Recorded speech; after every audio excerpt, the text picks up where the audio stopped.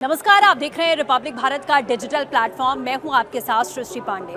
चुनाव खत्म हो चुके हैं और अब बारी है स्पीकर के चुनाव की। आपको बता दें कि स्पीकर के चुनाव को लेकर इस वक्त घमासान मचा हुआ दिखाई दे रहा है। एक ऐसी स्थिति बनती हुई दिखाई दे रही है जो इससे पहले कभी बनती हुई नजर नहीं आई। 24 तारीख से 17वीं लोकसभा की शुरुआत हो रही है और इसी के साथ में स्पीकर को लेकर जो गहमा गहमी है वो भी यहाँ पर बढ़ती हुई नजर आ रही है। और इस वक्त हमारे साथ में खास मेहमान यानी कि वरिष्ठ पत्रकार समीर जी मौजूद हैं। सर, बहुत बहुत स्वागत है हमारे साथ जुड़ने के लिए। स्पीकर का पद बहुत महत्वपूर्ण होता है, हम सभी जानते हैं, और हमारे दर्शकों को भी हम चाहते हैं कि आप समझाइए कि स्पीकर का पद जिसको लेकर इस बार इंडी गठबंधन भी कह रहा है, विपक्ष भी कह रहा है कि हम डिप्टी स्पीकर उतारेंगे। अमूमन हमेशा देखा गया है कि सर्वसम्मति से स्पीकर का चयन किया जाता है, और अगर हम एनडीए की बात करें तो उनका ये कहना है कि डिप्टी स्पीकर का जो पद है वो साथी दलों के पास जाएगा, जिसको लेकर बैठक हो रही है। ये सिनेरियो है क्या? देखिए, अगर आप लोकसभा की बात करेंगे तो आज तक अभी भी स्पीकर को लेकर चुनाव नहीं हुआ है। हमेशा से सहमति बनती रही है, ये परंपरा रही है कि जो सत्ता पक्ष में होता है, जिसके पास बहुमत होता है, वो अपना स्पीकर बनाता है और विपक्ष को सत्ता पक्ष और डिप्टी स्पीकर का पद देता है। तो ये सामंजस्य रहा है। लेकिन आप देखिए 2014 में जब प्रधानमंत्री मोदी प्रचंड बहुमत के साथ आते हैं, उस समय विपक्ष के डिप्टी स्पीकर का पद जो दिया जाता है वो एआईएडीएमके के नंबूदिरी पाल को दिया जाता है जी। उस समय भी विपक्ष चाहता था कि उन्हें मतलब कांग्रेस कोशिश में को दिया जाए। 2019 की आप बात करेंगे तो विपक्ष के नेता का पद किसी को दिया नहीं गया था। डेप्यूटी के पद की बात कर रहा हूँ। विपक्ष के जो स्पीकर का पद था वहां पर ओम बिरला को नियुक्त किया गया था भारतीय जनता पार्टी की तरफ से, और डेप्यूटी कांग्रेस को नहीं दिया गया था। अब इस बार 2024 के जो चुनाव परिणाम जो आया वो थोड़ा 2014 और 2019 से अलग आया हुआ है। इस बार विपक्ष मजबूत स्थिति में है और विपक्ष चाहता है कि भाई अब पहली बार 10 साल बाद विपक्ष को विपक्ष के नेता का पद मिल रहा है, क्योंकि कांग्रेस की डायवर्सिटी आ गई है। विपक्ष का पद कांग्रेस के पास जा रहा है, तो कांग्रेस को लग रहा है कि डेप्यूटी का पद भी हमको दिया जाए। और उन्होंने सरकार से कहा है कि अगर आप हमें विपक्ष के डेप्यूटी का पद नहीं देंगे स्पीकर का, तो हम चुनाव लड़ने की स्थिति में आएंगे और चुनाव लड़ सकते हैं। आज राजनाथ सिंह जी के घर पर बैठे हुए इस संदर्भ में, तो मुझे लग रहा है कि स्पीकर का पद तो भारतीय जनता पार्टी के पास रहेगा, इसमें कोई विवाद नहीं है। ये हो सकता है कि डेप्यूटी स्पीकर का जो पद है वह एनडीए के ही किसी सहयोगी दल को चला जाए। ये जो सर आपने वजह बताई कि इंडी विपक्ष जो है वो 14 या 19 की बात करें, उससे ज्यादा मजबूत इस समय लोकसभा में दिख रहा है। क्या यही वजह है कि उनको कॉन्फिडेंस है इस बात का कि हम इसके लिए मतलब आगे बढ़ सकते हैं और इसके लिए हम लड़ भी सकते हैं और चुनाव में भी जा सकते हैं?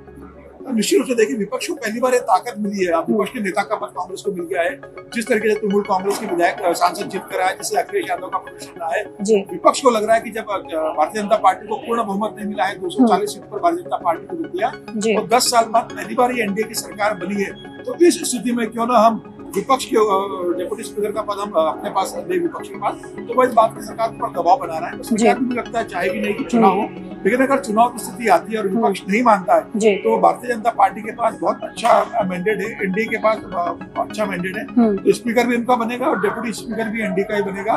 मुझे लग रहा है विपक्ष को सिर्फ लोकसभा में विपक्ष के नेता का पद मिलेगा। दोनों पद एनडीए के पास जाने की मुझे फिलहाल संभावना नजर आ रही है। बिल्कुल, लेकिन वो पीछे नहीं हटना चाह रहे हैं ऐसा लग रहा है। सर, बस एक आखिरी सवाल मेरा ये है कि स्पीकर का पद महत्वपूर्ण कितना होता है? लोग ये जानना चाहते हैं कि आखिर उनके पास ऐसी कौन सी पावर होती है जिसके लिए इस वक्त इंडी भी ये कहता हुआ नजर आ रहा है कि डिप्टी हमारा होना चाहिए। ये भी कहा जाता है कि अटल जी की सरकार अगर स्पीकर चाहते तो बच सकती थी। इसको लेकर क्या स्टोरी है? ठीक है, अगर सीधे भाषा में कहूँ तो लोकसभा का जो स्पीकर होता है वो सदन का मालिक होता है, उसके ऊपर किसी का जोर नहीं चलता। मतलब अगर उसके किसी निर्णय को सुप्रीम कोर्ट में भी चुनौती नहीं दी जा सकती, वो निर्णय लेता है वो अंतिम होता है। और सारी पार्टियां जानती है कि स्पीकर इसलिए महत्वपूर्ण होता है कि आपको तो पार्लियामेंट का सेशन चलाना है, विपक्ष के नेता अगर उद्यम कर रहे हैं, सांसद वहां पर असंसदीय कार्य कर रहे हैं तो स्पीकर उन्हें बाहर कर सकता है। बिल पास करने में इसकी भूमिका होती है। जब वोटिंग होती है कभी किसी विषय पर या अविश्वास प्रस्ताव आता है तो उस समय स्पीकर का रोल बहुत महत्वपूर्ण होता है। देखिए 1998 में जब गिरधर तमांग उड़ीसा के मुख्यमंत्री थे, वो सांसद भी 3 पहले मुख्यमंत्री बने थे, तो उस समय अगर स्पीकर की बात करेंगे तो उस समय वहाँ पर तेलुगु देशम पार्टी के जीएम बालयोगी स्पीकर थे। उन्होंने कांग्रेस के मुख्यमंत्री को परमिशन दे दी थी वोटिंग करने के लिए। उन्होंने मतदान में हिस्सा लिया था और उनके वोट से अटल बिहारी की सरकार गिर गई थी। तो ये बताता है कि स्पीकर सरकार बनाने और सरकार गिराने में कितनी भूमिका निभा सकते हैं। तो मुझे लग रहा है एक बहुत महत्वपूर्ण पद है। संसद को चलाने में स्पीकर की बहुत महत्वपूर्ण भूमिका होती है और सारी सरकारें चाहते हैं कि संसद व्यवस्थित चले, संसद में संवाद हो, उसमें स्पीकर बड़ी भूमिका निभाता है। देखिए कभी ऐसी स्थिति आती है कि सरकार गिरने की स्थिति आती है, कोई अगर बगावत करता है दूसरे पक्ष में मिलता है तो उसको संसद सदस्य बने रहना है या उसकी सदस्यता खारिज करना है या स्पीकर का निर्णय होता है। और इस कारण स्पीकर सरकार के पक्ष में अगर रहेगा और सरकार में रहेगा तो सरकार के हित में रहता है। बहुत शुक्रिया सर हमसे बातचीत करने के लिए। तो आपने सुना कि स्पीकर की जो भूमिका होती है, आप एक तरीके से समझिए कि वो संसद की बागडोर संभाल के रखता है, और जैसा सर ने कहा कि वो मालिक होता है, तो बड़ी पावर और बड़ी जिम्मेदारियां स्पीकर के कंधों पर होती हैं। हालांकि 26 तारीख को सब कुछ साफ हो जाएगा कि आखिर स्पीकर कौन बनने वाला है, जो कि निर्विरोध माना जा रहा है कि वो एनडीए के खाते में जाएगा। लेकिन डिप्टी स्पीकर को लेकर जो पेच यहाँ फंसता हुआ दिखाई दे रहा है, उसकी पिक्चर क्लियर हो जाएगी। फिलहाल के लिए बस इतना ही। नमस्कार।